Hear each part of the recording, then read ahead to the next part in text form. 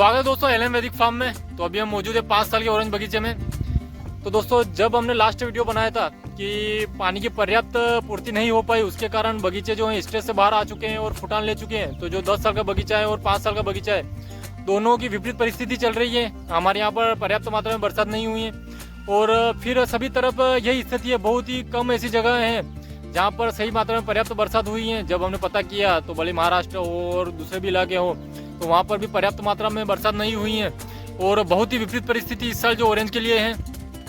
और हमारा जो 10 साल का बगीचा है वहाँ पर फुटन लेना शुरू हो गया था। लेकिन जो 5 साल का ऑरेंज बगीचा है वहाँ पर हमने लास्ट वीडियो बनाया था, आपको बताओ कि जो 5 साल का ऑरेंज बगीचा है वो स्ट्रेस से बाहर आ गया था और उसके बाद दोबारा स्ट्रेस में चला गया था। तो हमने बोला था कि 5 साल का जो बगीचा है वो फिर से स्ट्रेस में दिख रहा है, तो उसका वो हमारा प्लस पॉइंट रहेगा।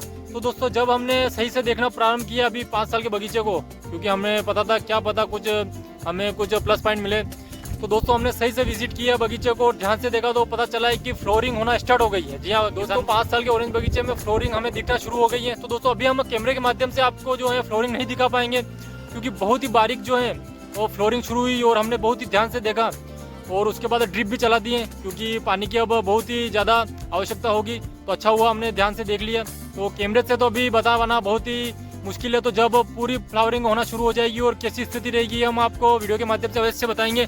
लेकिन किसान भाई कई दिनों से जो है कॉल कर रहे थे कि हम आपके बगीचे की फ्लावरिंग देखना चाहते हैं और हमें खुशी है कि अधिकतर किसान जिन्होंने भी हमें कॉल किया तो उनका यही कहना था कि हमारी बहुत ही इच्छा है कि एलएम वैदिक फार्म पर जो बगीचे हैं उनमें फ्लावरिंग अच्छे से आए, क्योंकि जब वो वीडियो देखते हैं और कुछ भी हम नया करते हैं तो उनका एक रहता है कि हम भी इस प्रकार से करेंगे तो हमारे भी बगीचे में एक अच्छा प्रोडक्शन मिलेगा और हमारे भी बगीचे जो है नंबर 1 होंगे। तो उसी कारण उनका था कि कुछ भी हो जाए एलएम वैदिक फार्म पर फ्लावरिंग होना बहुत ज़रूरी है। तो उनके लिए भी एक ये पॉजिटिव पॉइंट रहेगा, हमारे लिए भी रहेगा। तो हम तो कोशिश कर ही रहे थे। तो दोस्तों आज हमने जब विजिट किया तो पता चला है कि बगीचे में फ्लावरिंग दिखना शुरू हो गई है। तो जो हमने पहले ही कहा था कि अगर 10 साल का ऑरेंज बगीचे में अगर किसी कारणवश फ्लावरिंग नहीं हुई तो हम कोशिश करेंगे कि जब सेकंड बार स्टेज में 5 साल का बगीचा गया तो क्या पता इसमें अगर फ्लावरिंग आ जाए तो सब हम बराबर कर देंगे।